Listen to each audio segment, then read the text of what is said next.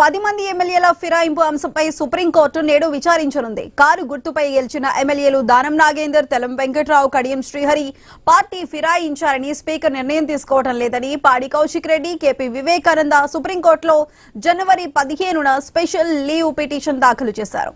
ఎమ్మెల్యేలు పోచారం శ్రీనివాస్ రెడ్డి, బండ్ల Krishnamohan Reddy, కాళే Yadaiah, T Prakash Goud, Arikepudi Gandhi, Gudem Mahipal Reddy, Sanjay కుమార్లు party ఫిరాయించారని అదే రోజు కేటీఆర్, పల్ల రాజేశ్వర్ రెడ్డి, చింతా ప్రభాకర్, కల్వకుంట్ల సంజయ్ సుప్రీంలో రిట్ పిటిషన్ వేశారు. ఈ రెండు పిటిషన్లపై వాదనలు జరుగుతుండగానే మార్చి 18న BJP MLA Eleti Maheshwar Reddy special leave petition దాఖలు చేశారు. దానం నాగేందర్ ని ప్రతివాదిగా చేర్చారు. ఆ పిటిషన్లన్నింటినీ కలిపి జస్టిస్ బిఆర్ గవాయ్ నేతృత్వంలోని ధర్మాసనం విచారించింది. 3 నెలల్లోపు నిర్ణయం తీసుకోవాలని స్పీకర్ ను ఆదేశించింది. ఆ తర్వాత స్పీకర్ విచారణ కోసం మరింత సమయం కోరారు. ఉద్దేశపూర్వకంగానే తాత్సారం చేస్తున్నారని బీఆర్ఎస్ ఆరోపించింది. ఈ క్రమంలో రోజువారీగా విచారించాలని స్పీకర్ అప్పటి సీజేఐ జస్టిస్ బిఆర్ గవాయ్ తీవ్రంగా హెచ్చరించారు. నేటితో 10 మంది ఎమ్మెల్యేలపై విచారణను ముగించాలని ఆదేశించారు.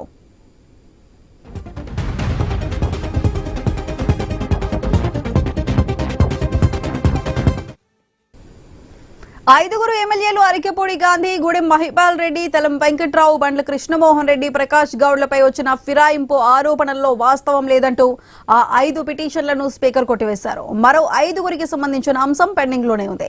దానం నాగేందర్ స్పీకర్ నోటీసులకు ఇప్పటి వరకు సమాధానమే ఇవ్వలేదు. కడియం శ్రీహరి 2 రోజుల క్రితం తాను బీఆర్ఎస్ పార్టీలోనే ఉన్నారని వివరణ ఇచ్చారు. ఎమ్మెల్యేల ఫిరాయింపు వ్యవహారంపై నేడు జస్టిస్ దీపాంకర్ దత్తా నేతృత్వంలోని సుప్రీంకోర్టు ద్విసభ్య ధర్మాసనం విచారించనుంది.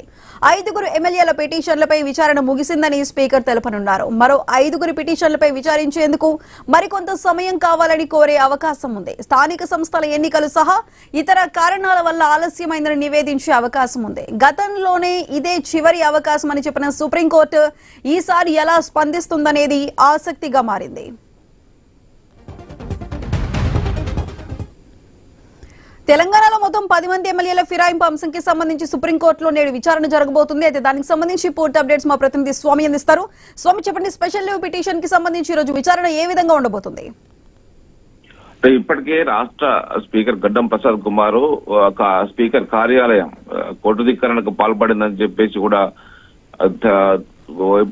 BRS party working president KTR సుప్రీంకోర్టును ఆశ్రయించారు. దీనికి సంబంధించి ఈ రోజు జస్టిస్ దీపాంకర్ గుప్తా సంబంధించినటువంటి ధర్మాసనం విచారించబోతుంది. ఒకవైపు గతంలోనే మాజీ జస్టిస్ చీఫ్ జస్టిస్ గవాయ్ ఇచ్చినటువంటి తీర్పు మేరకు ఒకవైపు ఈ నెల 18వ తేదీ లోపు ఏదో ఒక నిర్ణయం తీసుకోవాలని చెప్పి ఆయన సూచించారు. దానికి సంబంధించి స్పీకర్ కార్యాలయం టెక్నికల్ గా వివరించి 5 మంది ఎమ్మెల్యేల విషయంలో వాళ్ళు పార్టీ ఫిరాయించలేదు, వారిపై బీఆర్ఎస్ నేతలు వేసినటువంటి ఆ పిటిషన్లను డిస్మిస్ చేయడం జరిగింది. ఇప్పుడు ఈ 10 మంది ఎమ్మెల్యేల్లో ఒకవైపు ఇప్పుడు దానం నాగేందర్, అదేవిధంగా తెల్లం వెంకట్రావు, కడియం శ్రీహరి పార్టీ ఫిరాయించారని పూర్తి ఆధారాలు ఉన్నాయని చెప్పేసి స్పీకర్ నిర్ణయం తీసుకోవట్లేదని చెప్పేసి కూడా పాడి కౌశిక్ రెడ్డి, కేపీ వివేకానంద గతంలో సుప్రీంకోర్టుకు వెళ్లారు. ఆ తర్వాత మళ్ళీ అదే అంశం సంబంధించి కేటీఆర్ కూడా సుప్రీంకోర్టును ఆశ్రయించారు. దీనికి సంబంధించి గత జనవరి 15నే స్పెషల్ లీవ్ పిటిషన్ దాఖలు చేశారు. 2 మాటలు విచారించినటువంటి సుప్రీంకోర్టు